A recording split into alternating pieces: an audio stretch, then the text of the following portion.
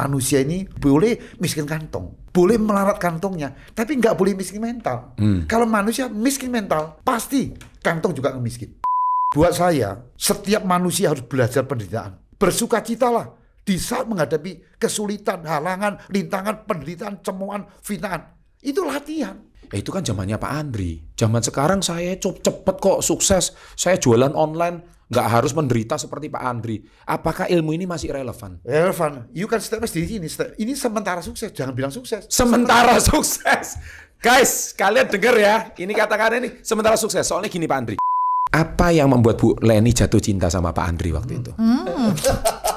Gantengnya udah pasti. Oh, itu sudah pasti. Nah, ini. Suatu hari Mama tulis surat pakai bolpen merah. Pilih dia atau pilih Mama. Hilang-hilangan anak satu. Wah, ini guys, ini seru ini. Ini seru banget ini. Pilih Pak Andri atau pilih Mama gitu. Waktu itu kan ibaratnya beliau itu jadi bintang film. Ya. Terus mentalnya kan aduh 3 bulan di PHP lagi. Udah pernah kerja jadi guru, kerja lagi jadi pelayan toko. Jadi istilahnya kayak hidup itu kayak naik jet coaster gitu loh Pak Andri. Ini kan juga sama ini fasenya. Gimana itu Bu? Jadilah perempuan yang hebat. Karena perempuan adalah tiang yang besar dalam rumah tangga. Suami mau menjadi hebat, ada kita unsur di situ. Anak-anak mau menjadi hebat, setuju. Ada ibu yang baik di sana. Mantep. Saya sampai mau meneteskan air mata. Teringat kata-kata ibu saya. Sahabat entrepreneur, salam hebat luar biasa. Kali ini Level Up kedatangan tamu yang sangat spesial.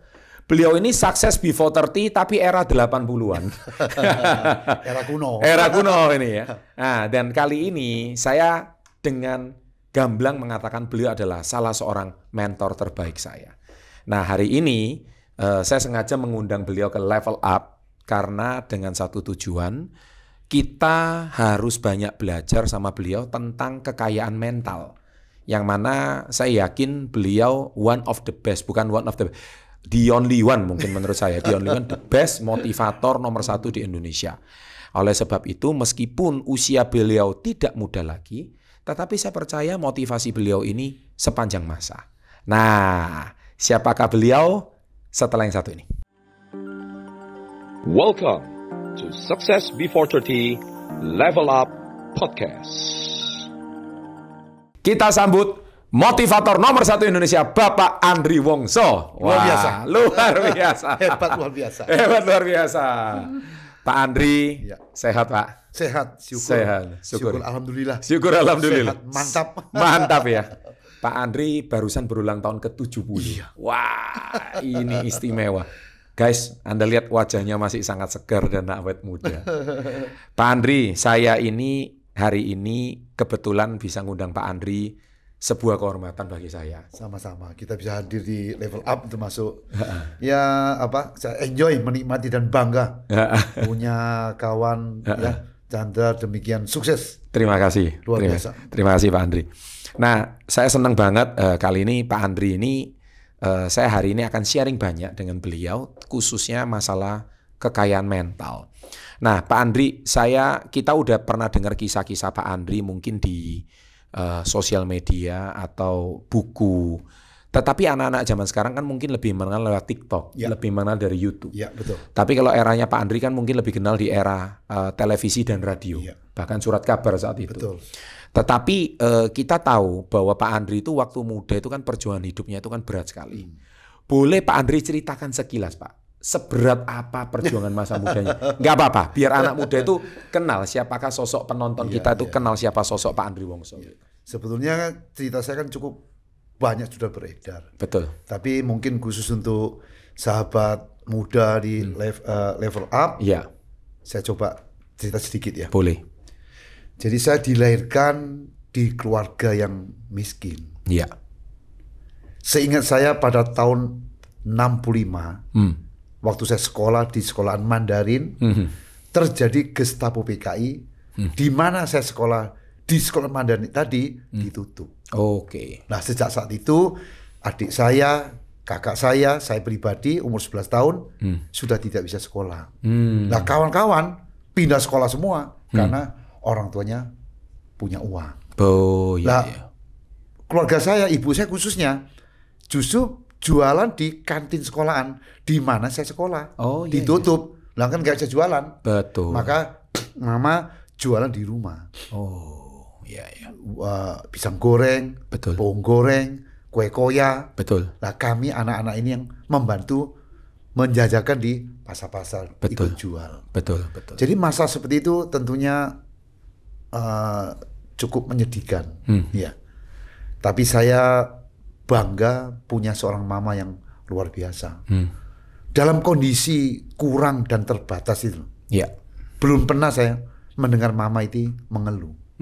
Aduh, susah golek duit, mama. Betul. Nggak pernah.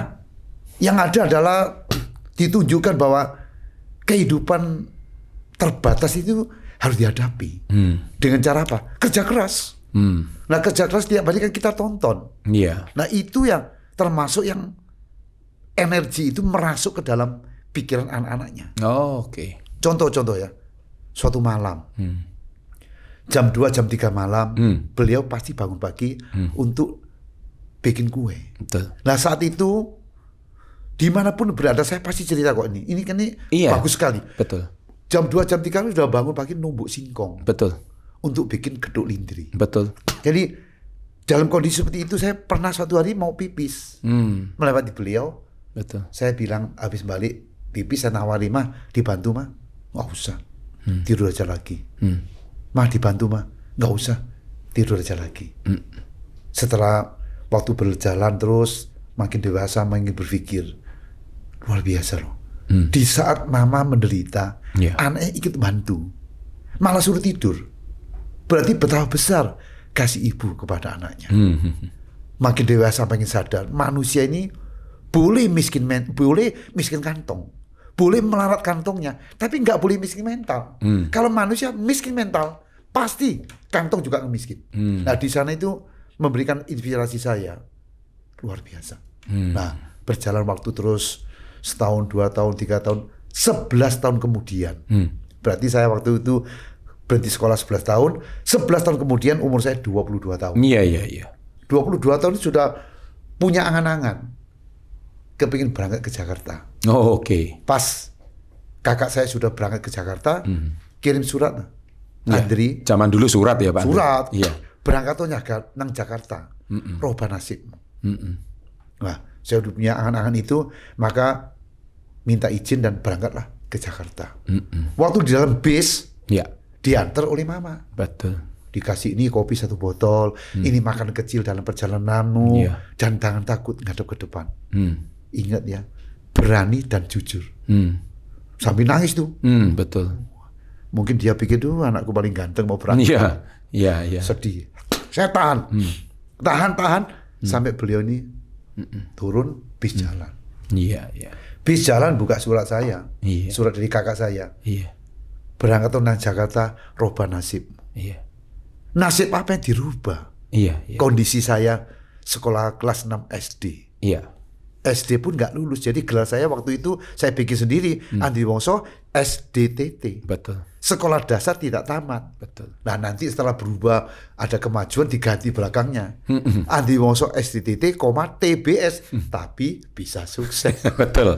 Ini kisah yang selalu kita dengar dari Koma seorang lagi legend. SSI. SSI. Syukur sampai saat ini. Syukur. Ini saya baru update ini. Syukur sampai saat ini. Nah dalam hal itu kan mikir. Saya sekolah 6 SD. Pengalaman nggak ada. Pakai apa bisa sukses? Brebes mini. Bahasa Jawa itu Betul. Brebes mini nangis. Terus berpikir, saya harus tetap berubah. Harus jalan. Ya. Dan kondisi umur 22 tahun itu loh. Belum pernah saya menikmati makan bersama keluarga loh. Papa, mama, adik, kakak saya Iya. makan di restoran besar di Malang sekalipun nggak pernah. Makan di restoran tanggung ya nggak pernah. Makan di restoran ya kecil-kecilan ya nggak pernah.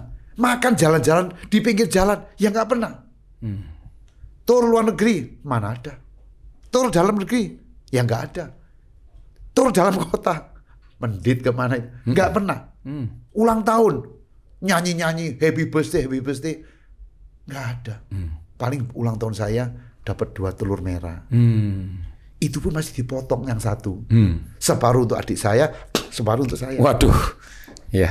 Nah, Sangat satu sedih. telur buat saya sangat luar biasa. Sampai detik ini, kalau makan telur, balik lagi ingat yang lama. Nah, kondisi seperti ini, ya tentunya pemirsa, kawan-kawan mungkin nggak gitu percaya mungkin ya. Yang bener, Pak Awe hidup seperti itu. Ya saya berani, ya istilahnya agak melengkar dikit, berani sumpah. Kalau saya bohong 0,1% saja, mohon Tuhan miskinkan saya. Tapi kalau saya jujur, ya mohon Tuhan kayakan saya lagi. Iya. Ya ini adalah apa yang ada. Betul. Nggak perlu kita tambahkan. Betul. Maka kalau dibandingkan dengan anak saya sekarang, ya jauh. Anak saya begitu lahir procot. Minimal anaknya orang yang nggak usah kaya, luar biasa. Iya. Mentalnya. Betul.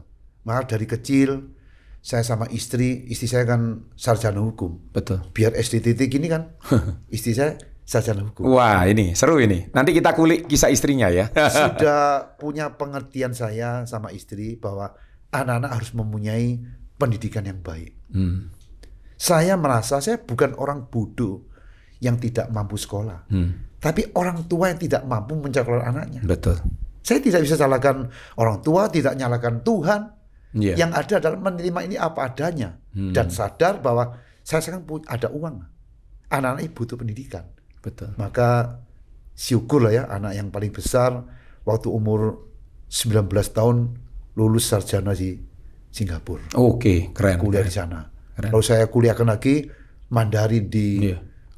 di Guangzhou, Iya. Jinan, Daxie, Universitas Jinan. Betul. Lalu sambung lagi ke Amerika ambil master S2. Wah, keren.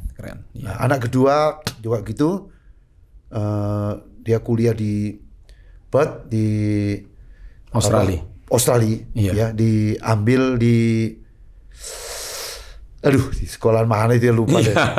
Ya intinya Perth Australia Ya, lah. Australia, Ya. ya, Perth. Jadi lulus sarjana. Jadi di ketiga juga lulusan Amerika. Jadi tiga-tiganya saya udah titipin mereka kuliah. Luar Maka biasa. saya bilang, kamu boleh lulusan Amerika, lulusan Australia, atau lulusan Singapura, China. Yang penting setelah selesai pulang kembali ke Indonesia, ikut bangun Indonesia. Nah, betul. Nah dari sana itu perbedaan antara saya dan anak lah. Iya. Lalu saya berangkat lah sampai Jakarta sebagai salesman, salesman sabun, keliling dari satu kota ke kota lain, muter. Nah di saat seperti itu, waktu di Malang saya udah latihan kungfu. Betul. Dari kungfu itu dari latihan kungfu itu loh, banyak membentuk saya, Betul. membentuk mental. Mental ya. Karena saya sadari kungfu ini adalah satu budaya badani, bukan untuk ngelawan, bukan untuk memenangkan lawan, Bukan untuk berkelahi ya. bukan untuk berkelahi, Iya. tapi bagaimana lewat latihan keras ini Betul. membentuk kebiasaan positif dan memenangkan diri sendiri. Iya. Saya dapat iya. pelajaran banyak melalui otodidak, Oh, terutama guru bayangan saya, Bruce Lee. Bruce Lee. Nah, dari Malang pun saya udah punya bayangan kepingin jadi bintang film. Oh. Punya mimpi jadi bintang film. Iya. Maka pada saat kerja 2 tahun kemudian di Jakarta tahun 78 sudah mimpi ya mau jadi bintang film. Saking besarnya motivasi, saking besarnya PD bisa di bintang film, Iya. berani minta mundur. Iya. Bos, saya mundurkan diri bos. Kata bos, ngapain? Iya. Masih kerja baru 2 tahun. Iya. Saya kepingin jadi bintang film. Kuakit bos. Ngawuran ini. Ngawur. Tetap maksa keluar. Setelah Loh, keluar, prestasinya Pak Andri di perusahaan sabun itu bagus. bagus, jujur, berani, Oh. positif. Iya. Maka nggak boleh sama bos saya keluar. Tetap saya keluar. Iya. Saya pikir seminggu, 2 minggu, 3 minggu, paling 3 bulan dapat. Ternyata berjalan waktu seminggu, 2 minggu, sebulan, 2 bulan, 3 bulan nggak ada bintang 7. Oh, yang ada bintang 7, sorry, nggak ada bintang film, yang ada bintang 7. Pusing kepala. Iya. Kakak saya ngamuk. Iya. Kamu ya, tak undang datang tuh kerja. Iya. Bukan jadi bintang film seperti ini, coba gagal, ngamuk, kerja lagi. Oh, gitu. Dipaksa kerja lagi di sebuah toko Iya. listrik di Pasar Kenali Jakarta. Oh. Nah di situ mulai kerja bukan kalau tadinya salesman ada anak buah supir yang bantu, sekarang kerja sebagai pelayan toko. Wah. Yang tidak bisa masuk ke dalam toko, hanya di luar toko. Melayani kalau kabel ini, kabel itu kita melayani. Hari pertama kaget saya. Melayani kabel-kabel yang gede-gede. Gitu. Setelah melayani, pembeli bayar ke dalam. Bayar apa yang dipesankan. Keluar, Dek, tolong Dek, mobil saya di sana. Waduh, hari pertama kaget saya. Ternyata ini setengah pelayan, setengah kuli. Iya toh? Angkat tetap. Jalan bolak-balik. Waktu ngangkat itu, suara dari dalam teriak itu. Andri, ini bukan kerjaanmu loh. Ini sementara. Sabar, tahan. Ada suara seperti itu. Sebentar. Ini menarik. Suara itu sebetulnya kalau menurut Pak Andri itu suara hati atau suara apa kalau menurut Pak Andri? Kan kadang orang itu bingung Pak Andri. Ini ada suara macam-macam nih ketika dia keadaan susah tuh. Tapi Pak Andri yakin banget kalau itu suara apa? Itu gitu? Suara kesadaran. Contoh selama ini kita latihan kungfu, Mama. Kan genjot. Genjot. Betul. Latihan terus. Bagus ini. Jadi ada satu penderitaan yang menghasilkan energi. Ini wisdom. Wisdom itu muncrat bahasa Jawa. Muncrat sendiri. Iya, betul. Sabar. Betul. Ini sementara. Jadi waktu ngangkat itu dengan happy aja, bukan penderitaan. Nikmati. Lah, di dalam toko mengeluh, Pak Andri. Tidak pernah mengeluh. Nah beda sama anak sekarang. Kalau lihat, iki kok ngene ya kerjaan gue. Nah gitu ya. Memang itu sebetulnya normal. Yang abnormal saya. Normal, tapi normalnya harus dipelajari. Bahwa itu kalau diteruskan lemah mentalnya. Ya, lah jadi ini sekarang cerita saya dulu. Dari bolak-balik itu banyak toko-toko kecil kan. Di sana itu toko kecil tokonya, gudangnya gede-gede. Mungkin mereka merhatikan siapa anak muda ini ya, bodinya bagus, mukanya cakep, mentalnya bagus, suka senyum, gampang bergaul. Tahu mereka saya bisa kungfu. Nah, tahun 70-80-an itu, sebelum 80 itu suasana dunia film Hong Kong ini langsung meledak, marah. Bruce Lee, Jendung dan lain sebagainya.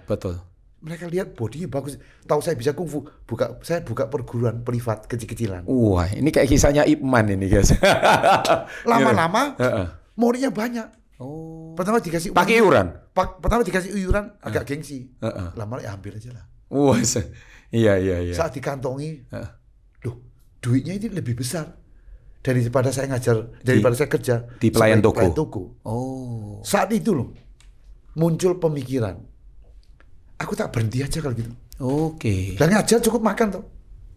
Lah saya nggak berhenti aja, lebih giat latihan, tapi target saya mau jadi bintang film. Bukan bintang film Indonesia.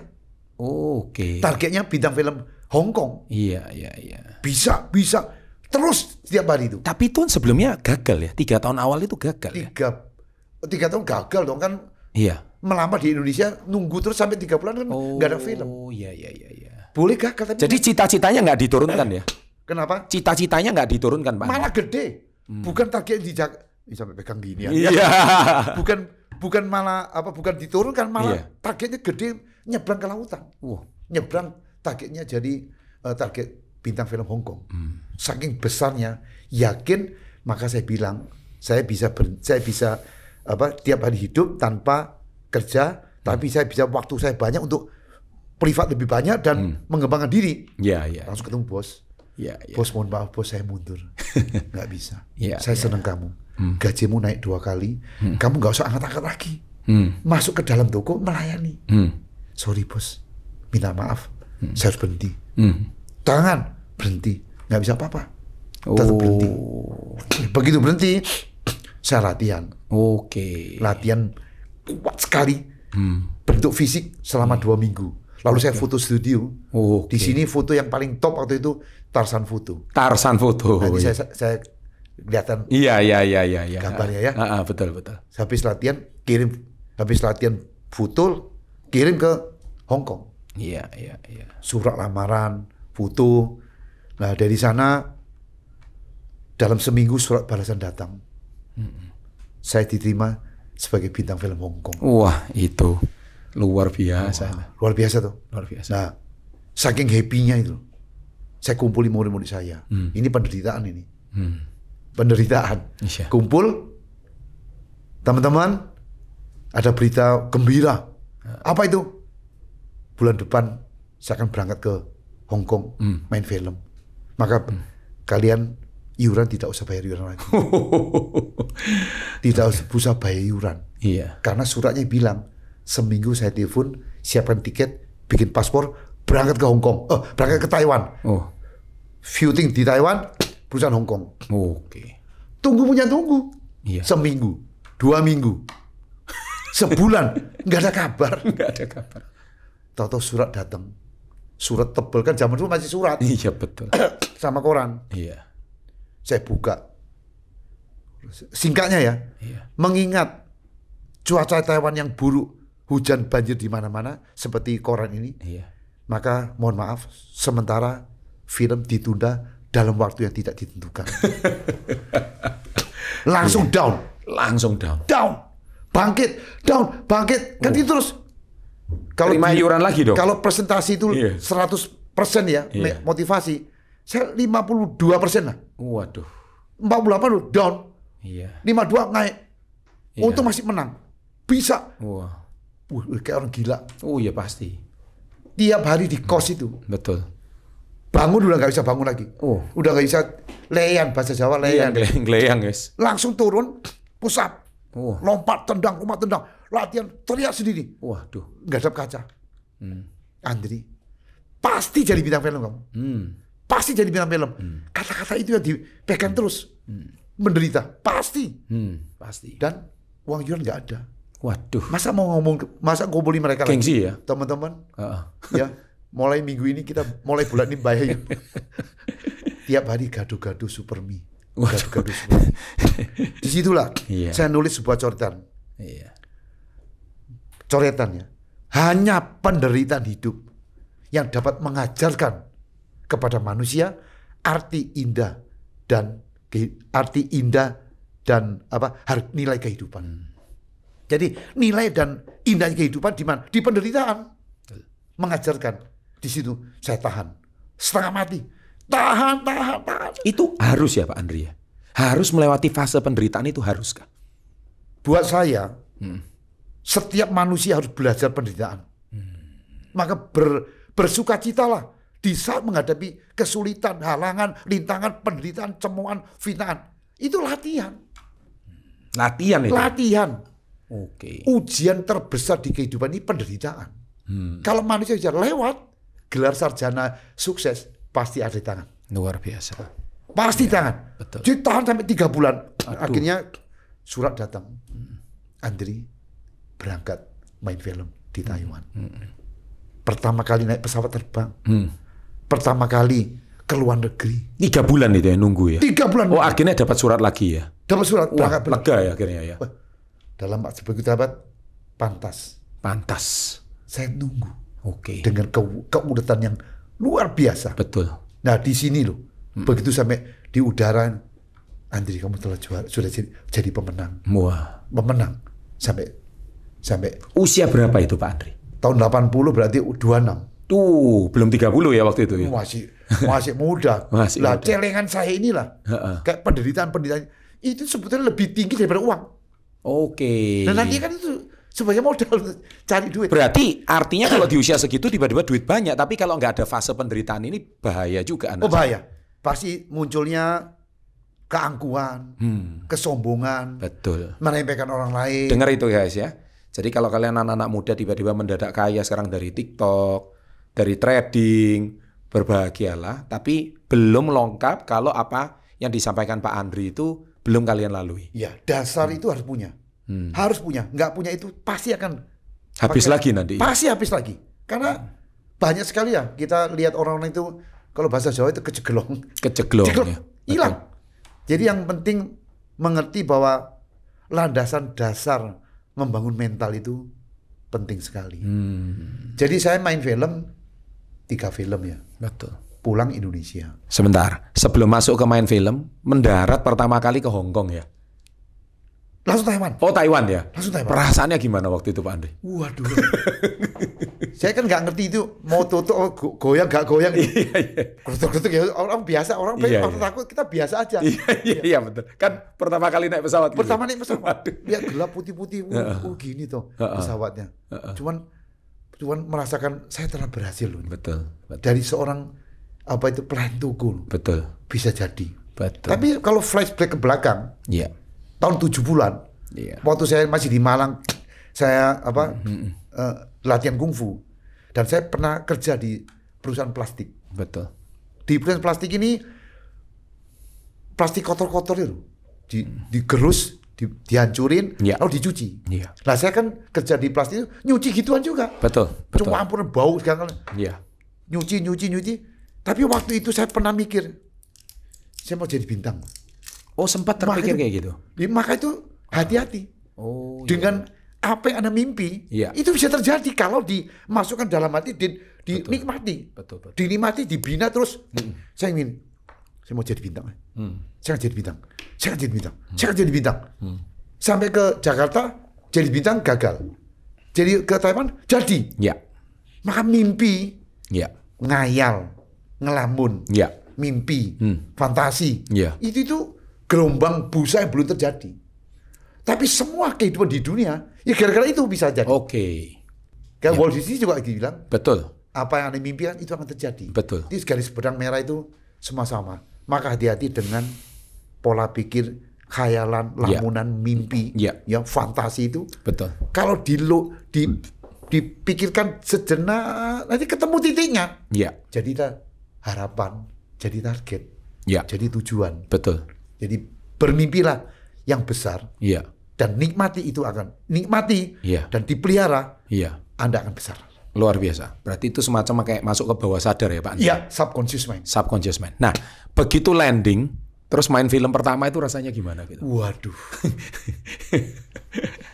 Luar biasa. Luar biasa ya. Pengalaman saya, bayangan saya main film itu kayak berantem bener. Oh iya. Jadi keras. Betul. Ternyata terbalik. Kayak sparring beneran gitu ya. Terbalik. Pernah mukul orang saya terbalik itu. Iya. Jadi waktu kita ke kanan, dia harusnya ikut ke sini. Iya. Ikut ke terbalik pukulan saya. Iya. Nggak taunya saking kerasnya tabrakan mukul orang. Waduh. Ya dari sini loh saya merasa kungfu asli ternyata nggak selalu bisa dipakai. Karena itu sandiwara. Iya, di setting semua ya. Capek. Saya pernah masuk rumah sakit selama hidup gara-gara main film ini. Kok bisa? Kejang semua. Oh, kejang semua. Kan itu pengulangan. Oh iya. Mukul gini aja bisa diulang berapa puluh kali. Betul. Apalagi seharian main. Kejang semua. Saya harus masuk rumah Serius, sakit. Serius. Oh, berarti baru kali ini saya dengar Pak Andri masuk rumah sakit ini. Iya. Loh, sebentar. Masuk rumah sakit itu gara-gara kelelahan. Lu. Jarum semua udah gak jalan. Padahal itu cuman cuman guyonan aja. Iya. Kalau udah ngerti, nggak pakai tenaga. Wah gitu gayanya dok. Wah padahal kosong. Lah kita pikir sok kuat. Dan terbalik semua. Jadi merasa saya nggak gitu cocok lah. Nah gitu. Pada saat pulang Indonesia, banyak juga kawan-kawan. Tapi minimal dreamnya Pak Andri tercapai ya.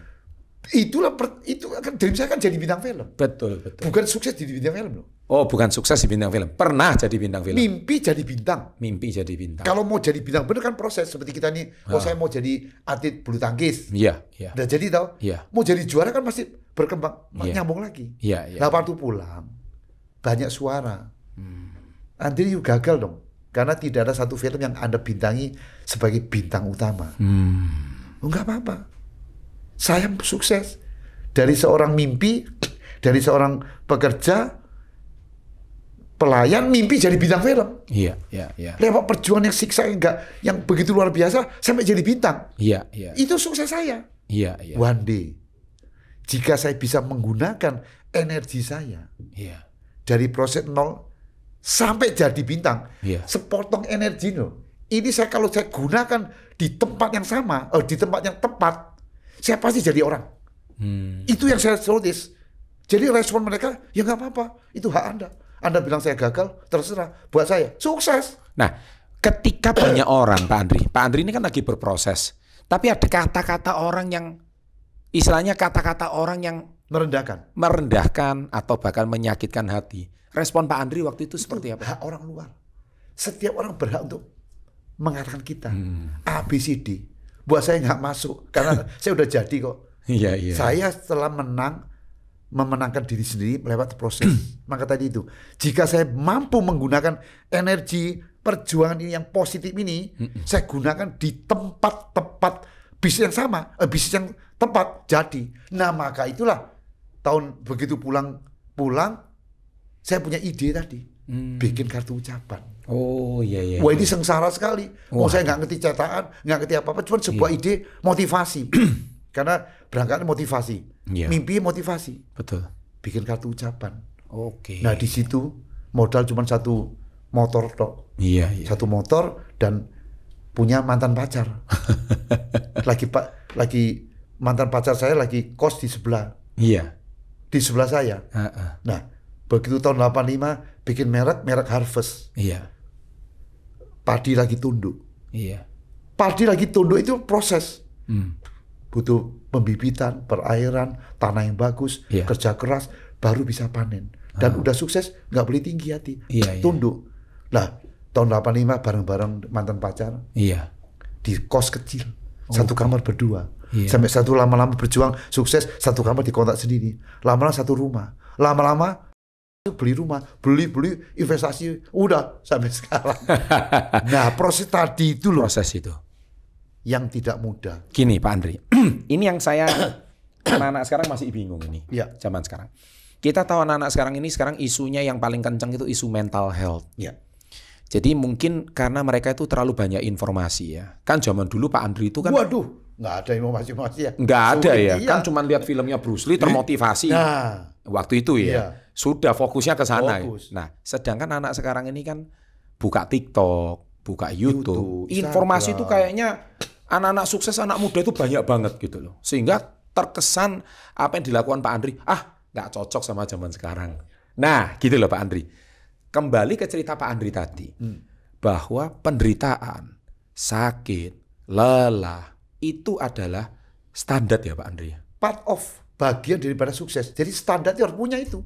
Harus itu Kalau Pak tidak punya mental tuh menghadapi kesulitan, halangan, fitnah, tekanan, penderitaan, nggak mampu. Nggak akan jadi, nggak akan ada wisdom, nggak akan ada pencerahan. Oh, berarti mau cari wisdom itu, dia harus melewati proses harus. itu. Wajib itu? Harus wajib. Waduh, nggak bisa di shortcut? Tidak bisa. Contoh-contoh kita gini di spiritual. Ada tuh namanya puasa. Betul. Di agama manapun. Betul. Lah kenapa di agama Islam? Setahun 12 bulan, setahun itu, sebulan itu puasa. Ini spiritual. Di agama lain juga ada. Menderita, ya menderita, enggak. Bisa makan kok nggak makan, ngapain? Betul. Dari pagi nggak makan, ngapain ini? Inilah pelajaran untuk mendapatkan spiritual, energi penderitaan.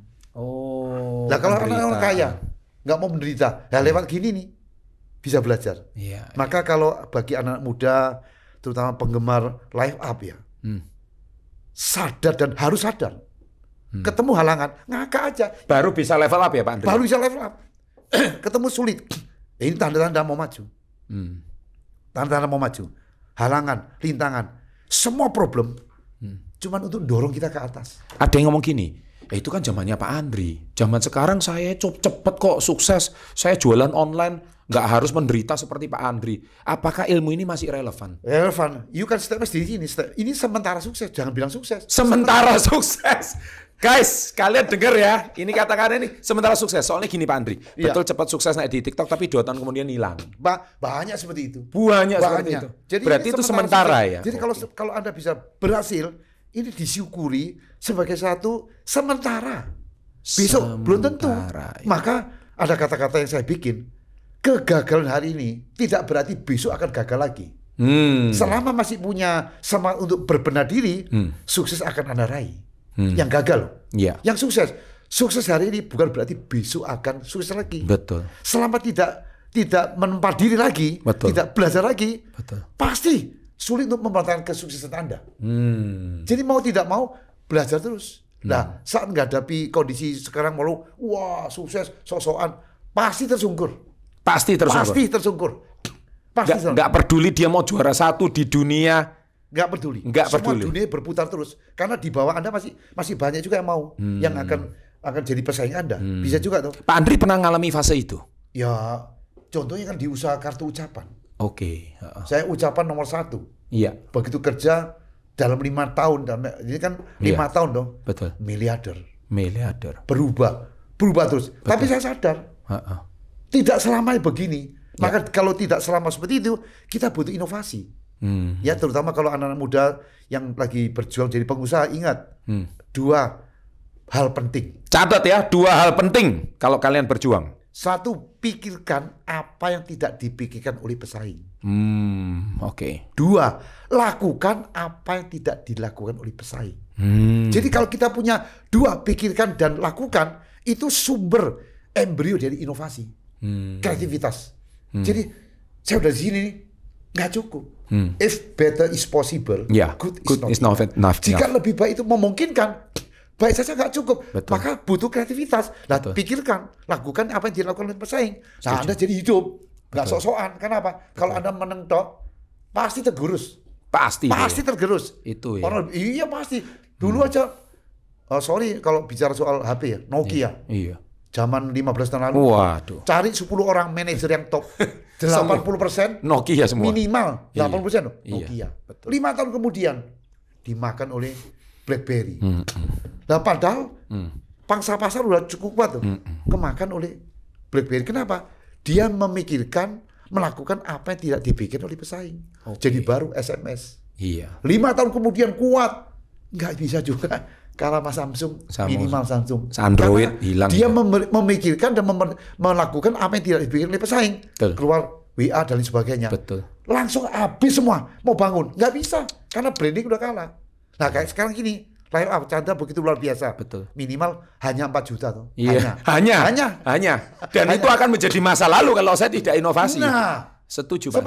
Sementara. Nah, kalau kita ngerti itu sementara dan terus berproses, ngundang orang-orang penting, Betul. minimal anak-anak terpengaruh. Oh ya bagus ya, dari latihan kita terinspirasi, kan menolong banyak orang. Betul.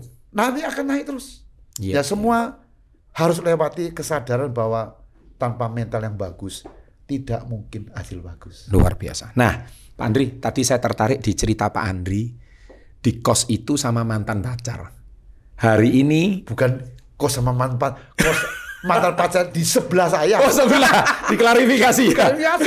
Kos saya di sebelah. Nanti sebelah rumah gitu. Netizen Zero pinter. Wah, ini udah kumpul kebo gitu. Iya. Di sebelah rumah. Di sebelah rumah. Jadi saya kos di sini. Iya. Sebelah rumah mantan saya kos di sini. Oke. Wah, itu juga apa ya? Hubungan saya ini seni dan ada penderitaan, ada motivasi. Waduh. Seru juga. Luar biasa. Kebetulan mantan pacar beliau hari ini datang di studio Level Up. Nah, Kita sambut Ibu Andri Wongso. Yes. Ini saya hari ini beruntung banget Level Up kedatangan Ibu Andri Wongso yang saya yakin nggak pernah atau bahkan jarang. Nggak ya. Nggak pernah. Welcome Bu Andri. Bu Andri namanya Bu Leni. Ya. Leni Wongso ya. Betul. Baik. Selamat datang di Level Up. Thank you. Ya. Bu Leni, saya hari ini tertarik karena banyak orang belum tahu kisahnya Bu Leni. Bagaimana Bu Leni ini ceritanya menemani Pak Andri yang tadi sekolah dasar tidak tamat. Ya. Waktu itu Bu Leni usia berapa ya pacaran sama Pak Andri? Kita menikah usia 25. Saya ketemu sama Pak Andri berarti kira-kira di usia 20-an. 20-an. Nah, saya hampir sarjana muda hari itu. apa yang membuat Bu Leni jatuh cinta sama Pak Andri waktu itu? Gantengnya udah pasti. Oh, itu sudah pasti. Nah, ini saatnya membuka memori lama, Pak Andri. Kan selama ini Anda lihat Pak Andri serius terus ya. Kita lihat sisi lembutnya Pak Andri. Bisa Gitu. membuka rahasia yang saya belum pernah dengar. Nah, oke, mantap. Terus kemudian apa lagi? Ya, waktu itu Pak Andri pulang main film dari Taiwan, betul. Oke. Tapi kan Pak Andri bukan orang populer. Iya. Menurut saya karena saya nggak kenal. Iya, Saya iya. belum kenal waktu itu. Belum ngetop lah ya. Iya, nggak Iya, sepopuler itu. Tetapi ternyata Pak Andri itu tadi sudah punya banyak majalah-majalah, udah jadi cover di majalah-majalah Iya, segala. betul. Yang memperkenalkan siapa pembantu. Oh. Pembantunya Pak Andri, Oke. karena kan kosnya kan cowok semua. Betul. Jadi pembantu seringkali main di tempat kita, kan kita cewek-cewek Oh gitu gitu. kan. Ya. Oh jadi kos cowok sama kos cewek Ya, gitu. Oke. terus promosi. Kan sama-sama merantau ya. Ah, promosi Beda itu. rumah, beda rumah. Ya. Promosi itu pembantu tuh. Lah ini di sebelah ada cowok ganteng. Iya. Wah pembantu bisa jadi makelar juga. Sama-sama orang Jawa cocok sama kamu. Oh Weh. gitu. Oh gitu. Iya, nggak percaya dia bintang film, dia udah ngomong panjang lebar. Saya Oh nggak macomblang ya dia ya. Macomblang Iya dia. iya. Terus dia tiba-tiba berapa hari kemudian bawain saya majalah-majalahnya Pak Andri tuh yang Baik. di sana. Nih lihat nih katanya gitu. Suruh saya baca segala. Iya. Saya sih masih nggak minat. Lu siapa gitu? Iya benar. Gitu. Nah, kegiatan di sebelah itu banyak surat-surat yang datang. Pak Pos kan zaman dulu kan. Betul, Nah, Pak Pos. itu Iya. banyak sekali gitu. Iya. Saya mulai melirik-lirik kan. Iya. Sopo iki. Saya waktu itu kuliah, Iya. saya sarjana, kuliah di Fakultas Hukum Iya. Trisakti. Iya. Jadi kegiatannya mahasiswa ya seperti begitulah. Betul. Ya. Betul. Terus akhirnya suatu hari nih ceritanya mati lampu. Zaman dulu kan mati lampu sering sekali di Jakarta. Iya kan, masih mati lampu. Pemadaman gitu ya. Saya pas pulang dari kampus disambut dengan kata-kata, "Nak Leni mati lampu." Aduh cilaka. Pertanyaan nomor 1, air gimana? Iya benar. Karena kan nggak bisa sedot air pergi ke sana kan gitu. Betul. Air habis, mati. Terus saya cepet-cepet tengok di sebelah, karena di sebelah itu ada bak air di depan. Betul. Tempat saya.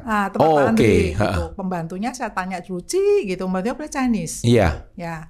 Terus ada air nggak katanya? Lihat aja sendiri gitu. Iya, Nah iya. di depan ada bak air, pas nggak ada orang. Nah saya pun kemudian dengan semangat 45 tadi ganti baju, Iya. ngangsu. Nimba air. Oh iya, nimba air air. gitu, Iya. mulai nimba gitu. Iya. Baru satu level, hampir kedua gitu. Rombongan penyamun datang nih. Pak Andri dan kawan-kawan naik motor, pulang ke rumah. Saya terjebak di tengah-tengah karena sedang Oke. ngambil air tadi. Iya. Itulah awal dari perkenalan nama Pak Andri. Oh gitu. Dibantuin nimba dan seterusnya. Pak Andri udah naksir itu Pak Andri. Ya rahasia dulu. terus lanjut. soalnya. Kita bisa interogasi ini. Oke. Terus. Pak Andri penggemarnya banyak hari itu. Oke, yang naksir banyak itu ya. Yang naksir banyak. Saya lihat banyak cewek-cewek yang datang ke Betul, sebelah segala. betul, Cuman betul. ya cuek-cuek aja lah zaman itu. Iya. Pak Andri punya kegiatan ngajar kungfu lah, lari pagi lah. betul. Saya dicawe gitu. Oh, Ayo ikutan gitu. betul. Akhirnya ya berkegiatan seperti itu. Saya kan dulu atlet basket. Oh, Jadi kegiatan seneng olahraga juga berarti. Olahraga itu nggak ada masalah. Lari pagi juga happy aja gitu. Iya, menurut iya, beliau iya, gitu. iya. Ya lama-lama deket lah, sering kali ngobrol gitu. Betul. Ya kalau ngobrol sama orang ganteng ya boleh lah. Terus. Jadi orang basket itu kan biasanya juga seneng cowok yang atletis ya. Betul. Itu ya. sudah wajar lah ya.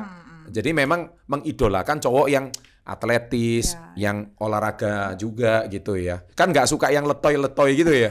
Iya. Oke. Menurut saya zaman itu ya. Iya. Laki-laki- Kayaknya sampai sekarang masih gitu deh. Laki-laki itu paling ganteng kalau berkeringat. Oh, top itu ya. Kalian juga sama, tulis di kolom komen menit keberapa ya. Oke. Terus. Menurut saya gentle gitu loh. Iya, benar. Cowok banget gitu lah ya. Punya usaha yang kuat untuk membentuk badan yang bagus. Hari Oke. itu Pak Andri badannya keren banget. Iya, betul. Jadi banyak six pack-nya. Iya. Banyak roti tawar di Banyak situ. roti ya betul. Di situ gitu. Jadi ya udah, cuman kan jujurnya aja waktu kemudian mama saya tahu tentang hubungan ini, Iya. saya mulai ngelirik ke tetangga gitu, mama marah sekali. Oh. Karena dari pertanyaan yang ada, sekolah di mana? Oh iya. Tidak ada jawaban. Oke. Sekolah dasar aja nggak tamat. Iya. Zaman itu kalau orang tanya ke saya, Bu Leni kok mau sih calon sarjana hukum? Iya. Kok mau sama yang SDTT? Iya. Ya, pertanyaan itu sangat awam dan seringkali dimunculkan ke saya gitu. Setuju. Pak Andri memang orang nggak sekolahan, Betul. tidak berpendidikan formalitas, Betul. tetapi dia bukan orang bodoh. Iya. Dia orang pandai yang tidak sekolah. Karena tidak mampu untuk melanjutkan di sekolah formal. Oke. Karena ketidakadanya biaya waktu itu. Betul. Gitu. Tetapi dalam kondisi apapun juga, Pak Andri orang pandai, Pak Andri pengingat yang baik. Pengingat yang baik. Nah, pengingat yang baik, perkalian yang baik, otaknya pintar banget, cerdas gitu istilahnya gitu. Betul. Banyak hal semacam itu yang saya tahu, tapi orang lain kan nggak tahu. Jelas. Karena saya kebetulan Itu sisi tetangga, lain ya. Iya, betul. karena tetangganya cuma selisih tembok. Iya. Tembok kalau ketemu tembok ketok aja denger gitu. Oh gitu ya. Itu pokoknya pacaran model yang praktis manis gitu. Iya. Tidak butuh biaya banyak. Iya. Terus. Jadi pemikiran Pak Andri, waktu itu kita masih mahasiswa ya. Mahasiswa tuh menurut saya kalau di zamannya saya tuh di usia segitu masih bodoh banget gitu. Saya melihat perjuangan Pak Andri untuk menuju ke level yang waktu itu luar biasa sekali. Dari orang yang dari bawah, betul, bahkan minus gitu ya, betul, untuk menjadikan dia sampai ke Taiwan bisa main film dan seterusnya. Itu sangat tidak mudah. Butuh sesuatu hal effort yang luar biasa itu. Betul. Ada nilai kagumnya di sana. Betul. Tapi menerjemahkan ini ke orang tua kan nggak gampang. Itu nggak gampang itu. Nggak gampang. Nggak gampang. Marah sekali. Karena hari itu sebelum Pak Andri, mantan saya kan juga mahasiswa, sama-sama levelnya sama. Oh, sempat punya mantan ya? Ya iyalah. Kebongkar nih sekarang ya. Pak Andri juga punya mantan ya dulu. Ada juga ya. Kalau orang cantik sama orang ganteng punya mantan normal. Normal. Nggak perlu tanda tanya. Iya, benar. Ada cinta cuma satu doang. Iya, seru. Pasti ada pembanding lah. Iya. Jadi Mama menolak dengan keras. Tegas gitu ya. Tegas. Suatu hari Mama bahkan tulis surat pakai bolpen merah.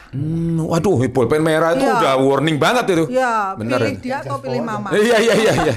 Pilih dia atau pilih Mama. Hilang-hilangan anak satu. Wah, ini guys, ini seru ini. Ini seru banget ini. Pilih Pak Andri atau pilih Mama gitu. Jadi saya sudah mau ujian sarjana muda. Zaman itu kan masih ada ujian sarjana muda. Iya, sarjana hukum saja. Bukan saya kayak zaman sekarang kan semesteran, dulu kan nggak ada, naik tingkat bareng-bareng kalau zaman kita dulu gitu. Betul. Pokoknya sedih banget dah, nggak bisa membayangkan seperti apa. Kebetulan saya anak paling kecil dari 6 bersaudara. Saya anak yang termasuk paling disayang sama Mama. Karena saya dari kecil umur 19 bulan, papa saya sudah meninggal. Jadi Mama saya berjuang begitu hebat dan selalu merasa bahwa anak ini kasihan dari kecil nggak punya papa. Gitu. Jadi saya cenderung jadi anak kesayangan Mama. Anak kesayangan Mama yang menentang mamahnya sekarang. Aduh. Nah, jadi itu dilema ya. Saya pun di dalam batin yang paling dalam, saya nggak kepengin ini terjadi gitu. Iya. Tapi namanya ya ada kata-kata cinta itu buta. Iya. Cinta itu buta itu ya. Aduh, love is blind. Benar. Bagaimana supaya Mama setuju? Tetapi saya tahu bahwa saya harus berjuang untuk itu. Gitu. Tapi sebentar, sebelum lanjut, Bu Leni yakin betul bahwa Pak Andri ini calon suami yang baik. Pada saat itu, sehingga berani melawan Mama, istilahnya begitu. Jadi gini ceritanya, dapat surat yang hebat itu. Yes. Saya kasih ke sebelah dong. Iya dong. Saya beritahu bahwa Mama saya nggak bisa menyetujui hubungan ini gitu. Betul. Pak Andri baca surat. Arjuna baca surat. Seru. Ya. Pendekar ini. Ya, pendekar. Satria ini. Betul. Baca surat ini. Ya.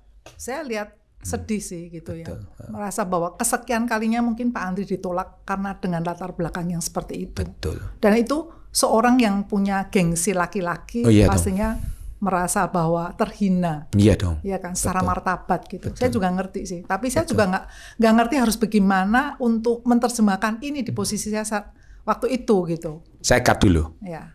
Pak Andri perasaannya gimana? Nah ini jawab nanti. Ini mau dijawab. Mau dijawab? Gak apa-apa. Tapi oke. Ya. Jadi waktu itu Pak Andri ngomong ke saya gini, nggak salah sih. Setiap orang tua menginginkan jodoh yang terbaik. Anaknya. Pasti itu, pasti. Ya. Saya ngerti kalau hari ini saya bukan di kondisi itu. Mama kamu menolak, saya bisa mengerti. Tetapi, ya itu ada tetapinya. Terserah sama kamu. Kamu mau putus atau mau lanjut. Waduh. Nah, judulnya tetapi. Kalau kamu mau terus sama saya akan berjuang untuk kamu. Ini jawaban seorang kesatria sejati itu kayak gini nih, betul. Tapi kan namanya zaman itu, mau percaya juga susah. Pegangannya apa gitu ya? Iya. Nol potol, iya. Pegangannya apa gitu ya? Makanya saya sambil kuliah bantu waktu kita menelurkan harvest itu, kita berdua dalam kondisi pacaran. Jadi saya kuliah, saya bantu Pak Andri untuk bisa mewujudkan apa yang menjadi impiannya dia zaman itu gitu. Karena jujurnya aja, mama saya bukan orang nggak mampu, mama saya orang mampu gitu. Betul. Jadi mama saya punya karyawan lah, punya toko lah, punya segala macam. Saya dari kecil udah jadi bos. Iya. Istilahnya begitu kan. Anaknya bos kan. Anaknya bos gitu. kan. Betul. Umur 14 pun saya sudah ada mobil lah, sudah saya di Jogja di Steladus saya sudah dikasih motor sama mama. Jadi kehidupan saya baik sekali ya. Skala ekonomi kita orang mampu gitu, bukan orang miskin gitu. Jelas. Dan saya lihat kondisinya Pak Andri juga ngenes sih gitu ya. Ngenes sih. Waktu itu Pak Andri kan pulang main film dari Taiwan, makanya Pak Andri juga tidak meneruskan karirnya untuk sebagai bintang film di sana karena beliau juga tahu bahwa kalau dia memang mau sama saya, dia harus melepaskan itu. Oke. Karena tapi mama saya nggak setuju. Ini boleh saya tanya, ini pertanyaan kritis. Bu Leni kan waktu itu dapat jawaban kayak gitu dari Pak Andri.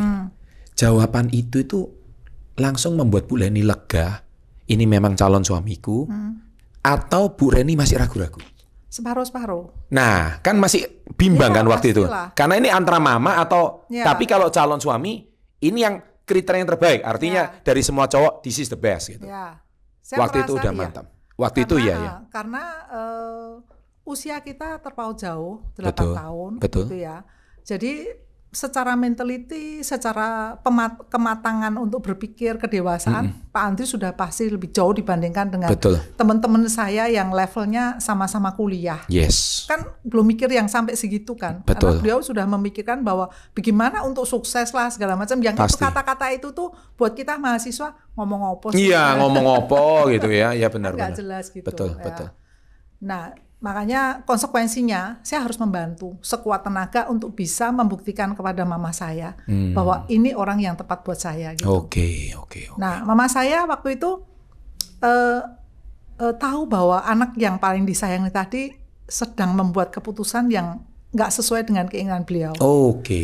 Mama kirim Koko ke Jakarta, suruh nengok saya. Artinya kan mau ketemu sama tetangga, mesti ngobrol. Berarti kan istilahnya wakilnya almarhum bapak ya. Gitu. Jadi supaya mama tahu bahwa siapa sebetulnya. Iya. Iya kan? Ini pantas gak sih? Iya. Nggak kenal maka nggak. Saya. Padahal kalau kenal belum tentu saya. Iya. Jadi beliau mama kirimlah Cici Koko ke Jakarta gitu supaya kenal Pak Andri. Suatu hari mama saya datang ke Jakarta. Dia nggak mau ke tempat saya, takut ketemu beliau. Bukan takut lah, nggak kepengen aja karena seseorang yang mau dihindarin gitu. Mama pergi ke tempat cici saya. Saya pulang dari kuliah, saya tahu bahwa saya sebentar lagi akan pergi ke tempat cici. Begitu nyampe, nggak lama Pak Andri pulang naik motor gitu. Saya tanya, dari mana gitu? Dari tempat cicimu. Hah? Kan mamaku di sana gitu, bayangannya kan begitu kan. Saya udah kaget gitu, setengah mati gitu. Loh, saya mau anaknya kan saya mesti mau juga sama orang tuanya. Ini kesatria itu ya kayak gini ini. Kalian ya guys ya. Kalian kalau cowok lagi PDKT sama cewek, kalian harus belajar mentalnya Pak Andri gitu. Apalagi kalau kalian benar-benar menginginkan dia sebagai calon istrimu gitu loh. Berani nggak kamu? Salah satu kriteria adalah hadapi dengan lantang dan tegar calon mertuamu. Itu membuat ibu gimana waktu itu?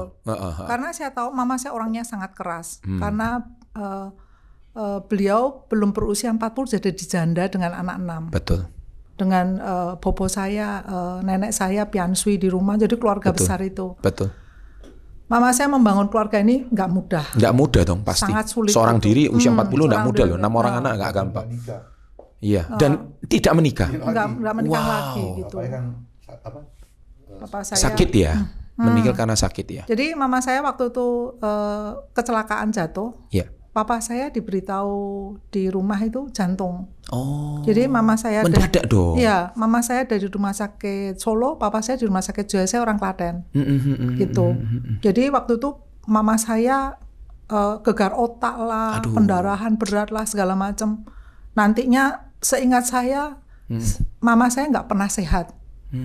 Telinganya, gendang telinganya pecah, keluar nanah, keluar darah, keluar segala macam. Akhirnya mama saya tuli sebelah. Iya. Terus badannya juga nggak pernah sehat sampai beliau meninggal nantinya ya. Bagaimana saya tahu penderitaan mama saya, makanya kita anak itu nggak berani untuk menentang mama, karena mama secara mentalitas penderitaannya itu luar biasa. Iya, penderitaannya luar biasa. Jadi nggak salah kalau begitu sayang sama Bu Len. Iya, gitu. Dan mama keras sekali. Mama selalu punya prinsip, ojo sampai anakku jadi bajingan karena nggak punya apa-apa. Oh gitu. Jadi mendidik anak-anak dengan cara yang sangat keras gitu. Betul. Mungkin di rumah yang nggak pernah kena pukul cuma saya, karena saya masih kecil kan. Dibandingkan sama Koko segala macam, saya paling kecil. Mama nggak pernah sentuh saya. Tapi Koko saya, cici saya, kalau mama marah, waduh, udah serem dah pokoknya. Betul. Makanya saya sangat takut waktu beliau Pak Andri bilang, aku ke rumah cici kamu, mama kamu datang, saya mau anaknya, saya juga mesti mau mamanya. Saya shock setengah mati gitu. Aduh, jangan-jangan nanti Pak Andri dipukul lagi. Loh, tapi kesatria kalau dipukul kan setengah mati gitu. Iya. Saya gitu. Tapi ternyata kesan mama saya justru luar biasa ke Pak Andri gitu. Oh, justru momen itu ya. Itu momen itu gitu. Tidak ada kenal takut, menghadapi dengan lantang dan dengan kejujuran dan kebaikan beliau gitu. Iya. Mama saya sangat menghargai orang yang punya sikap satria seperti itu. Oke. Dan itu mengalahkan semua SDTT dan sebagainya gitu. Tapi kan perlu pembuktian juga. Betul. Waktu itu tahun 85 kita bikin bersama Harvest. Setelah tahun 86 saya lulus. Tahun 87 baru kita menikah setelah punya tabungan. Tapi udah direstui. Jadi sejak pertemuan Pak Andri itu secara official, meskipun nggak ngomong, tapi oke deh. Mama nggak terlalu keras sekali untuk menentang gitu.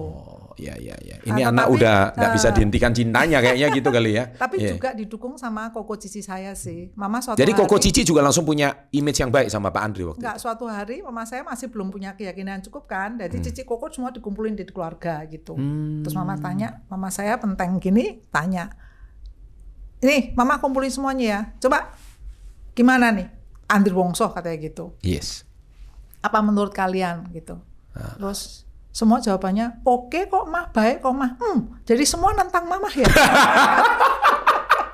Saya masih ingat gitu ya. Iya. Tapi mama ngomong begitu nggak dengan marah gitu. Iya. Tapi mama tahu bahwa semua orang menyetujui dan mendukung kami gitu. Betul. Maka saya sangat berterima kasih kepada semua keluarga yang sudah mensupport kita gitu. Luar Hari biasa. itu kita berjuang bagaimana kalau tidak ada support dari keluarga, mungkin nggak akan jadi seperti hari ini. Luar biasa itu, benar. Makanya nggak salah kalau luar biasa ya Pak Andri. Luar biasa. Tapi sorry, nah ini sekarang saya nanya Pak Andri nih. Ya. Pak Andri berangkat mau yakinkan sama ketemu calon mertua itu keyakinannya 100% Pak Andri? Apa itu? Alami aja. Alami ya? Biasa aja. Jadi istilahnya nothing tulus. Iya, enggak diterima ya biasa, baik. karena memang itu sifat satria. Sifat Harus kesatria. dihadapi. Iya betul.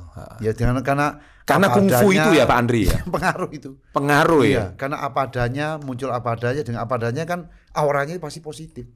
Iya. Dan itu yang membuat beliau tuh mungkin berpikir boleh juga nih.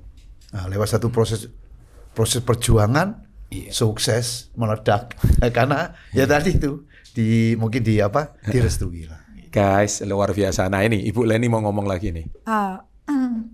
Waktu kita mulai kerja ya, mulai menghasilkan uang lebih ya. Suatu hari Pak Andri ngobrol ke saya kepengen belajar. Ada nggak sekolah yang nggak pakai ijazah?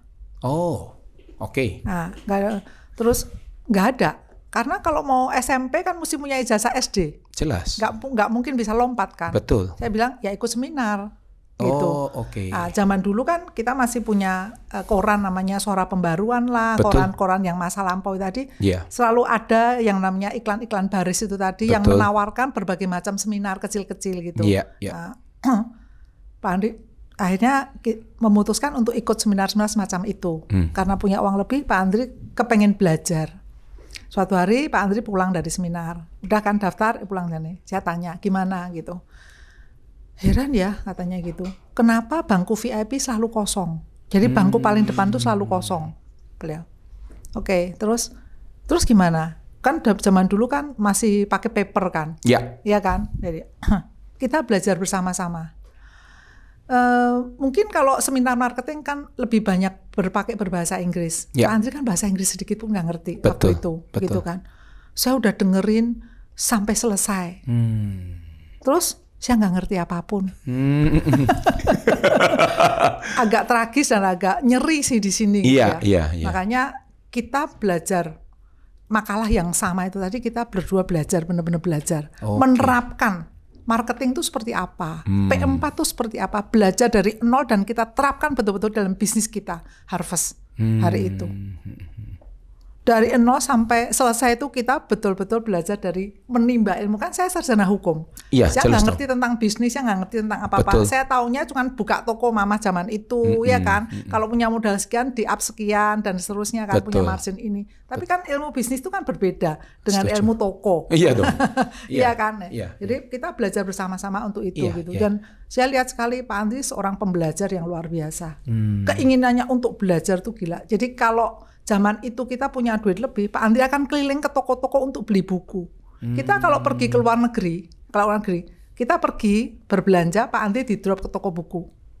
Nanti buku itu tadi zaman dulu kan susah pakai buku, dan Pak Andri Betul. bukunya buku Mandarin. Buku Mandarin. Ya kan, titipin kemana-mana gitu. Ya, bukunya Pak Andri banyak sekali, dia tiap hari belajar.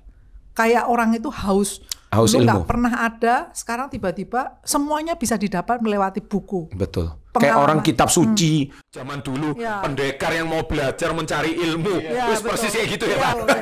Ah, 2000-an sekarang. Wih, gila, ya. yang belajar tentang Sun Tzu Ping Fa, Betul. Sun Tzu segala macam, Betul, Pak Andri betul. belajar dengan hebat sekali. Betul.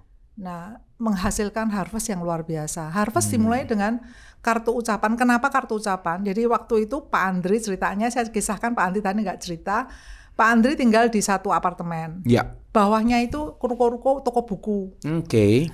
Gajinya nggak besar.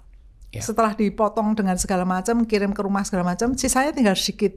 Gitu. Jadi kalau ke toko buku Pak Andri di bawah itu tadi, Pak Andri bisanya baca buku di situ. Oke. Kuatnya beli kartu karena murah. Karena murah. Ya, makanya waktu pulang pergi ke Indonesia, yang dibawa itu kartu yang kasih album. Oke. Nah, dari situ terinspirasi. Bagaimana kata-kata Mandarin itu kan bagus-bagus kan? Bagus. Ada yang pakai kertas, ada yang pakai Setuju. kayu, ada yang pakai besi dan seterusnya, kan cakep-cakep itu. Betul. Kalau Sujian ya namanya, Betul. penyelip buku zaman Betul. itu. Nanti suatu hari ada temen yang lihat tulisannya Pak Andri yang begitu bagus, minta Betul. dikasih. Terus mikir, kalau sesuatu yang bagus buat saya, orang lain juga butuh, kenapa nggak dibikin kartu? Betul. Kartu itu bisa menginspirasi banyak orang. Betul. Nah, kemudian kita akhirnya mengarahkan pergi ke kartu ucapan, motivasi zaman itu sebagai Betul. landasan utama. Belum pernah ada itu. Belum pernah ada. Belum pernah ada. Betul, Keliling betul. kemana-mana orang nanya, ini Iya. buat apa gitu? Betul. Kartu ini buat apa gitu? Nah, tetapi nantinya setelah 1-2 tahun kemudian, kartu yang sifatnya motivasi terkalahkan dengan kartu yang cinta. Ya. Nah, suatu hari kehabisan ide nih ceritanya nih, kehabisan Iya, ide. iya. Nah, terus saya bilang, Pak, kan kita dulu kalau anak-anak SMA kan suka bikin puisi-puisi Betul, gitu kan. Saya betul. punya koleksi banyak tuh. Saya Betul. usulkan ke Pak Andri, boleh nggak separuh, Betul. separuh yang motivasi masih, tapi separuhnya lagi yang kata-kata cinta, boleh Betul, nggak? betul. Pak Andri karena kehabisan ide juga, oke. Iya. Saya tulis, saya semua yang tulis kata-kata cinta itu tadi, Iya, dan cinta iya. itu meledak se-Indonesia. Memang motivator cinta itu lebih laku ya Pak Andri. Kita lagi ngomongin siapa ini ya? Oke, lanjut. Terus. Nah, seperti itu. Heeh. Tapi seperti tadi Pak Andri bilang, hidup adalah perubahan. Iya. Nah, segala sesuatu kita tidak mau berubah pun dirubah oleh zaman. Nah, suatu hari ada yang namanya penjahat, namanya handphone. Nah, itu yang merubah semua. Iya, bisnis mendisrupsi kita. bahasanya. Semua ya. Betul. Nah, Pak Andri bilang tadi, kalau nggak punya mentalitas yang luar biasa, nggak tahu bahwa hidup perubahan itu tadi bisa cepat Iya. menggerus semuanya, Betul. tidak dipersiapkan dengan baik, kita hari ini pasti akan terbantu. Saya setuju Pak Andri tadi ngomong sementara itu. Ya. Jadi jangan besar kepala dulu. Sementara ya. Itu sementara. Sementara gitu ya. Karena udah ngalami berkali-kali ya Pak. Iya. Aduh, ini udah. Ya. Oke Bu, Ya. oke. Jadi kira-kira begitu pengalaman yang Gila, yang ini kita luar biasa ya. ini. Jadi para sahabat SP30, nama fans kita itu sahabat SP30 Pak. Oh, sama SD. Saya ini mendengarkan kisah dari Pak Andri ini adalah, kalau kalian baca buku beliau, ini live. Ini live, dan saya rasa kalau kalian baca bukunya, itu seolah-olah kayak roh beliau itu lagi berbicara kan. Ini sekarang orangnya itu ada gitu. Dan ini menurut saya mereka berdua ini living legend. Ya, jadi legenda yang masih hidup. Karena saat ini motivator yang paling senior di Indonesia dengan usia 70, yang saya tahu hanya satu, Pak Andri Wongso. Iya kan, dan ternyata di balik kisah sukses Pak Andri Wongso, nggak salah kalau pepatah bilang di balik seorang yang sukses ada wanita yang luar biasa. Itu memang benar. Bukan di belakang, di samping. Di samping ya. Kalau orang bilang sukses orang lagi di belakang ada, nah ini nggak di samping. Di samping ya. Dan ini pertama kali ya Pak Andri ya. Ada ibu ya. Iya. Di wawancara ini pertama kali ini. Waduh. Berarti apa yang saya dulu dengar dari Pak Andri valid. Valid. Jadi Pak Andri tidak menambahkan, tidak mengurangi. Saya suka Pak Andri itu satu. Kalau bicara itu ceritanya itu sama dan konsisten. Bumbunya itu tidak berubah gitu. Tapi mungkin intonasinya tetap sama dan ceritanya tetap sama. Dan hari ini saya validasi di level up. Ternyata benar kisah itu. Ini hari ini Ibu juga hadir. Ini saksi yang luar biasa. Wah, saya menjadi bangga Pak Andri. Hari ini kisah dari Ibu Leni bisa memberikan inspirasi kepada generasi muda yang galau menentukan calon suaminya. Karena kalau saya dulu masih ingat Pak Andri, mama saya itu pernah bilang gini, wanita itu kalau married itu seperti orang gambling. Kalau menikah dengan pria yang salah, waduh habis. Jadi wanita ini banyak ruginya kata mama saya. So harus hati-hati. Itu valid ya kata-kata ini ya Bu Leni ya. Dan ternyata saya percaya Ibu Leni tidak menikahi pria yang salah gitu. Kira-kira gitu. Terus setelah menikah itu mama gimana waktu itu sama Pak Andri? Wah ini penting ini. Mama saya seorang pekerja keras yang luar biasa. Iya. Mendidik anaknya dengan luar biasa, menjadikan kita sarjana dan seterusnya gitu. Betul. Dan agak punya pemikiran yang kuno ya. Jelas. Bagaimanapun zaman dulu terkenal dengan sebutan Chongnancingni. Chongnancingni. Ya. Okay. Jadi anak laki itu bagaimanapun lebih berat daripada anak perempuan. Betul. Kalau anak perempuan sudah diambil sama suami, artinya kan yang namanya menantu lah, yang dititipin anak itulah. Betul. Yang harus lebih dihormati yang harus anak sendiri. Betul. Jadi pemimpinnya lah ya istilahnya. Pemimpinnya ya. Waktu itu saya anak paling kecil. Kemudian cucunya mama yang kecil tentunya anak saya. Betul. Nah, mama saya juga sudah mulai ada umur. Terus koko saya bilang ke kita keluarga, mama udah mulai pensiun. Kan nggak boleh juga di dalam satu keluarga ada 2 kapten. Yes. Nah, waktu itu kan mama saya strong woman. Betul. Ni Jiangren. Betul. Gitu. Jadi mama saya separuh anaknya paksa untuk mundur. Karena ada koko yang sudah punya keluarga yang harus meneruskan tradisi itu. Oke. Kemudian mama bilang, ya udah, sekarang mama nggak punya kerjaan. Nanti kamu kalau punya anak, mama ikut jagain dah gitu. Yes. Saya sangat bersyukur sekali. Kalian berdua kan kerja.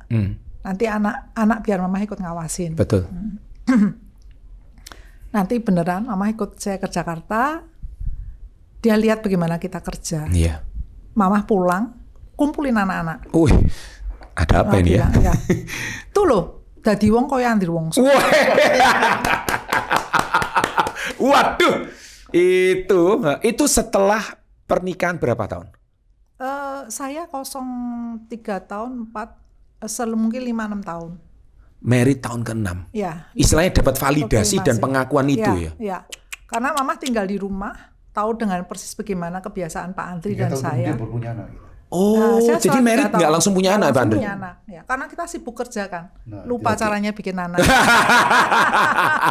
Lupa cara bikin anak atau karena mungkin kondisi ekonomi masih berat waktu itu. Karena sibuk sekali kerjaan, jadi capek ya, stres juga gitu. Betul. Tiba-tiba kan jadi hebat, gede sekali gitu. Karyawan punya segitu banyak, urusannya begitu banyak. Aduh gila dah. Betul. Saya mungkin sharing sedikit ya bagaimana hebatnya Harpes. Betul. Hari itu saya cetak kartu lebaran bisa sampai 10 juta lembar. Ayo. Zaman itu ya. 10 juta lembar. Gila. Tapi jangan berpikir terlalu heboh juga. Kenapa? Indonesia punya Muslim berapa banyak coba? Anggap aja zaman itu 200 juta. Iya, Kalau iya. saya cuma bikin 10 juta, berapa persen cuman? Iya. Kecil banget kan Benar, gitu loh. benar, Oke. benar. Sifatnya bisnis consignment, Iya. konsinyasi. Konsinyasi. Kan, gitu. Kita berandai-andai ya. Maksimal retur 30%. Iya. Berapa coba? Betul. 10 juta retur 30%. Iya. Yang laku 7 juta, betul? Iya, betul. Zaman itu 7 Zaman juta itu. lembar. Kalau saya bilang untung satu kartu 100 rupiah aja. 100 rupiah aja. 700 juta bukan? Betul. Uang zaman itu ya. 85 loh ya. Uang zaman itu loh ya. Saya masih ingat dolar masih 1.100. Wayo, 1.100 ya guys. Kaya raya nggak kita? Oh jelas. Sangat kaya. Betul. Nah seperti itulah. Terus berjalan bagaimana rontoknya itu tuh luar biasa. Tiba-tiba Iya. semua jungkel. Kebalik bluk gitu. Saya tertarik mau tahu bagaimana Pak Andri itu kan udah terbiasa di atas, Ya. di PHP jatuh lagi. Oh enggak. Enggak, zamannya Pak Andri. Enggak. Waktu itu kan ibaratnya beliau itu jadi bintang film, Ya. terus mentalnya kan, aduh Pengusaha. 3 bulan di PHP lagi. Udah pernah kerja, jadi guru, kerja lagi jadi pelayan toko. Jadi istilahnya kayak hidup itu kayak naik Ya, jet coaster gitu loh Pak Andri. betul. Ini kan juga sama ini Ya, fasenya. ya, ya. Gimana itu Bu? Pada saat kita baru mau terpuruk, Pak Andri sudah meroket jadi motivator. Oh begitu. Jadi Ya. udah punya persiapan Ya. baru ya. Bukan persiapan, sebenarnya tidak dipersiapkan sama sekali. Alami. ya. Tiba-tiba diundang, kita juga nggak tahu. Tapi Pak Andri tahu nggak kalau ini bisnis bakal sunset waktu Oh iya itu? pasti. Pasti. Pak Andri tahu. Iya. Jadi waktu itu Pak Andri udah mengantisipasi. Atau Kita gimana? kan alami itu semua alami. Oh, semua alami ya? Energi yang di dalam tadi itu mencari sendiri. Oh. Ya saya punya mimpi jadi bintang. Ya energinya mencari sendiri jadi. Iya, iya, Lalu iya. kan masih nyimpen. Betul. Suatu hari kalau saya dapat yang sama dengan energi yang sama, Iya. akan jadi lagi. Berarti kamus penderitaannya itu lengkap Iya. sehingga secara alami dia keluar Iya. secara sudah organik. sudah mengkristal menjadi tenaga itu, nuklil. Paham. Jadi pas turun tahun 2000 itu kan turun. Sebelum 2000 turun, 98 kan Pak Harto turun. Krisis. Nah, saya waktu itu udah mulai diundang orang. Oke. Diundang meledak, number one udah. Oke. Motivasi yang berdasarkan apa yang alami, bukan berdasarkan belajar sama orang lain loh. Oh, iya. Ya, jauh. Jauh. Lah, di situ mulai langsung sampai tahun 2000-an diundang Kompas Group ya waktu seminar besar. Betul. Udah dicantumkan itu motivator number one. Bukan saya yang bikin. Oke. Pengakuan dari luar. Udah, nah nggak ada lagi. Jelas. Terus sampai acara di TV. Berarti Metro inti TV. poin yang saya bisa dapat dari cerita ini adalah ketika Pak Andri itu naik, kemudian turun, naik, kemudian turun lagi, naik, turun lagi. Nah ternyata yang paling bahaya itu kan setelah turun tidak bisa naik, Pak. Ya banyak seperti itu. Banyak seperti itu. Iya. Kita juga tahu artis, Banyak. pengusaha, politikus, ya banyak lah Pak Andri. Setelah turun, nah itu penyebabnya kenapa Pak Andri? Ya, enggak kan secara alami kehidupan ini kan berubah. Secara alami kehidupan itu dan berbeda. berubah dan berbeda. Pasti dua itu. Saat kita matang mengerti bahwa hidup ini adalah perubahan, hidup adalah perbedaan. Kita ini bisa adjust terus. Ya. Nah untuk adjust ini butuh mental. Nah, Kalau mental tidak punya, tersungkur, amblas, akhirnya ya nasib saya. Padahal nasib itu bisa dibuat lagi. Oke. Karena sukses adalah akibat dari sebab yang dibuat.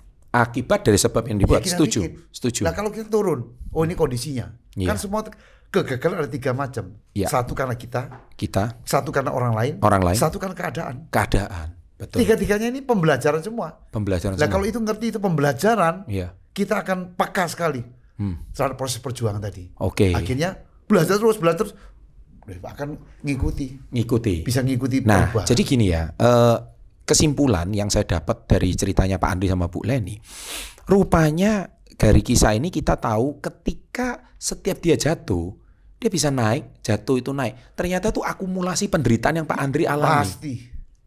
Pasti. Nah, anak sekarang ini kan naik TikTok Shop tiba-tiba Iya. naik. Kemarin stres semua TikTok Shop ditutup. Iya. Nah, barusan dibuka lagi. Iya. Tapi katanya nggak seenak kemarin. Iya. Itu termasuk bagian sementara itu ya. Sementara. Mentalnya harus kuat. Tapi itu kan termasuk pelajaran mental juga bagi mereka. Yang nomor 1 itu. Waktu itu kan saya diundang juga di ya seperti kita ini, Betul. diundang pertanyaan itu. Iya. Bagaimana kondisi TikTok ditutup? Betul. Kan bikin stres. Saya jawab apa? Nggak mungkin.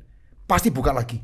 Lu kok Iya. bisa? Lah kan dia nggak tahu. Iya. Pasti buka lagi karena kebutuhan pasar di luar itu tadi. Iya. Sekarang sementara nggak boleh karena ada poin-poin yang tidak memungkinkan. Betul. Tunggu aja. Mereka ada adjust nanti. Iya. Nggak sampai lama. Iya. Bener juga. Betul. Lah kan kenapa saya tahu? Iya. Lah kan perubahan dan berbeda. Iya. Perubahan nanti sementara Heeh. pemerintah dan teman-teman ini akan berjuang Betul. supaya adjust Betul. bagaimana TikTok Shop ini akan tumbuh lagi. Nah karena saya tahu nggak usah takut, Ya. tetap tenang, pelajari sekarang apa yang ada dan Iya. cari kenapa kok seperti ini. Oke. Lalu berpikir, Iya. lah kalau terbuka lagi nanti, Iya. ini yang lebih penting. Iya, Berpikir bahwa nanti akan dibuka lagi apa yang Anda senjata Anda itu apa untuk manfaatkan ini. Ternyata buka lagi. Luar biasa. Oke, Pak Andri dan Bu Leni, kita sampai di penghujung acara. Ya. Ada kata-kata terakhir dari Bu Leni dulu deh. Iya. Yes. Apa yang mau disampaikan kepada penonton kami Level Up Success Before 30 terkait dengan pertanyaan yang tadi saya lontarkan, pesan dan kesan. Silakan. Gitu ya. Karena saya perempuan, saya ibu, saya ingin memberikan pesan untuk para wanita di sana, para Baik. perempuan. Jadilah perempuan yang hebat. Karena perempuan adalah tiang yang besar dalam rumah tangga. Tiang ya. Betul. Suami mau menjadi hebat, ada kita unsur di situ. Anak-anak mau menjadi hebat, Setuju. ada ibu yang baik di sana. Setuju. Mantep. Saya sampai mau meneteskan air mata. Teringat kata-kata ibu saya. Iya. Terima kasih Bu Leni. Iya. Kok jadi hostnya yang nangis? Pak Andri Wongso, silakan. Ya. Kalau untuk bisnis ya anak-anak muda nih ya, ini 30 termasuk muda dan tidak juga loh. Betul. Karena apa? Proses waktu itu berjalan dengan cepat banget. Ya. Tahu kita merasa nggak berguna. Setuju. Maka manfaatkan waktu Betul. yang ada nih. Betul. Pinter bergaul, Pintar bergaul. merendah, motivasi tinggi. Iya. Sesuai seperti menjadi filosofi saya. Iya. Success is my right. Success is my right. Sukses adalah hak saya. Sukses bukan milik orang-orang tertentu. Iya. Sukses milik Anda, milik saya, dan milik siapa saja yang benar-benar menyadari, menginginkan, dan memperjuangkan Iya. dengan sepenuh hati. Betul. Mungkin hari ini Anda terkibas ke pinggir karena gagal. Iya. Mungkin Anda bangkrut, mundur. Nggak masalah. Besok masih ada harapan. Betul. Bagi yang sukses, ingat, sementara semuanya. Iya. Kalau Anda tidak belajar lagi, nggak mungkin maju. Maka mari ke depan anak-anak muda dengan optimis yang luar biasa, aktif luar biasa, terus belajar, terus bergaul, dan jangan lupa tetap mendengar. Level up. Terima kasih. Karena energi ini banyak sekali yang bisa Ya. Anda dapatkan, Ya. yang belum Anda lewati Anda dapatkan. Ya. Bagus sekali seperti ini. Betul. Ya, Betul. semoga Anda bisa mempunyai satu motivasi yang tinggi Thank you, Pak. untuk mempraktekkan success is my right. Terima kasih. Sukses untuk level up. Sukses Luar is my biasa. right. Luar biasa. Mari kita tutup dengan salam hebat. Luar Luar biasa. biasa.